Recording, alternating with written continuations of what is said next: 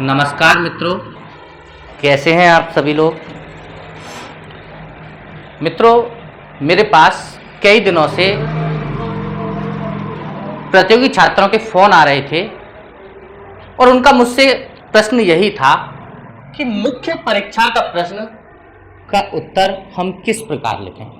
दोस्तों, उत्तर लेखन पद्धति जब तक आप लोग विकसित नहीं करोगे तब तक आप मुख्य परीक्षा में सफल नहीं हो सकते। ज्ञान लेना और उस ज्ञान को कुछ शब्दों में समेट देना, ये दोनों अलग अलग बातें हैं। आप लोग देखते होंगे कभी कभी कि किसी व्यक्ति को बहुत सारी नॉलेज होती है लेकिन फिर भी वो मुख्य परीक्षा में सफल नहीं हो पाता। तो दोस्तों, इसका एक मुख्य कारण यही है कि हमारी जो लेखन पद्धति है वो लेखन पद्धति में कहीं ना कहीं ऐसी कोई गलती है जिससे हमारा कमीशन सही नहीं करता और इसी आधार पर मुख्य परीक्षा में ऐसे प्रतियोगी रह जाते हैं। तो दोस्तों, आज हम लोग इसी विषय पर चर्चा करने वाले हैं कि मुख्य परीक्षा में जो प्रश्न आते हैं हम उसका उत्तर किस प्रकार लिखें।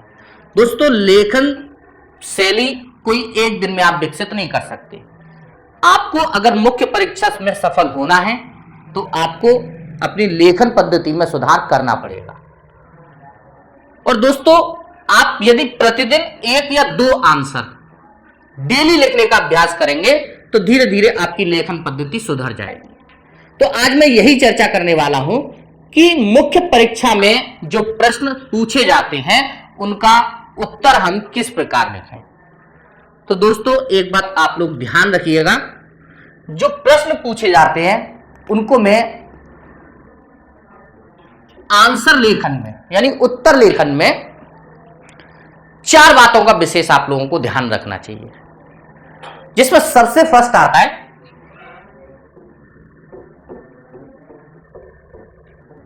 शब्द सीमा।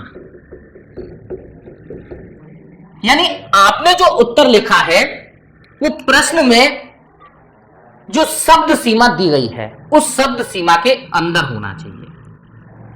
दोस्तों, अनावश्यक रूप से अगर आपकी शब्द सीमा बढ़ती है तो उसके आपको एक तो नुकसान यही होगा कि आप पूरा का पूरा पेपर अटेम्प्ट नहीं कर पाएंगे और दूसरा, एग्जामिनर को भी कॉपी चेक करने में दिक्कत है।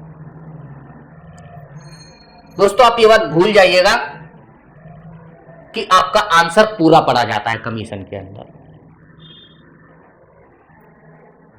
आपकी जो लेखन शैली है और आपका जो उत्तर लिखने का तरीका है और आपकी जो शब्द सीमा है वो आपके उत्तर लिखने में बहुत महत्वपूर्ण होती है। आप जितने शब्दों में आंसर, अगर 125 वर्ड में आंसर दिए पूछा जाए या 200 शब्दों में, यूपीएससी 200 शब्दों में आंसर पूछता है तो 200 शब्दों में आपका आंसर कंप्लीट हो जाना चाहिए। तो शब्द सीमा का एक तो विशेष ध्यान रखना चाहिए आपको उत्तर लिखने में। दूसरी, सटीकता।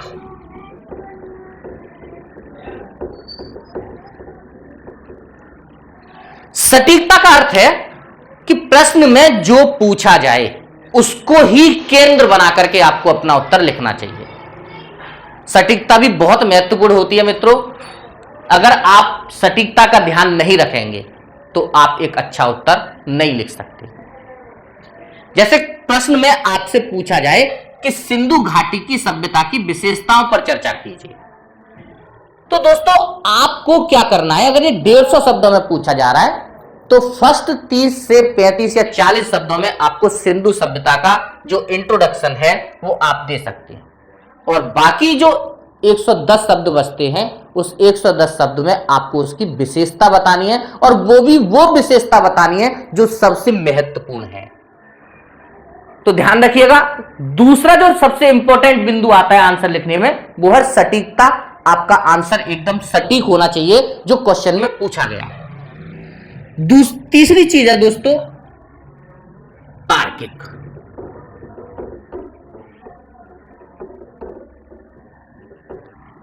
आपका जो उत्तर है वो तार्किक होना चाहिए।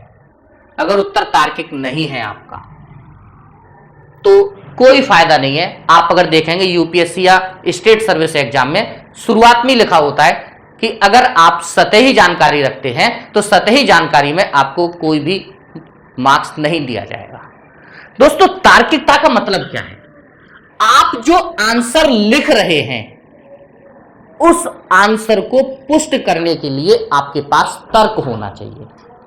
जैसे मैंने आपसे कहा, सिंधु घाटी की सभ्यता में लोग रबी की फसलें उगाते थे। दोस्तों, इतना लिखने से काम नहीं बनेगा, हमें इसके पीछे तर्क देना पड़ेगा कि इसके पीछे रीजन क्या था।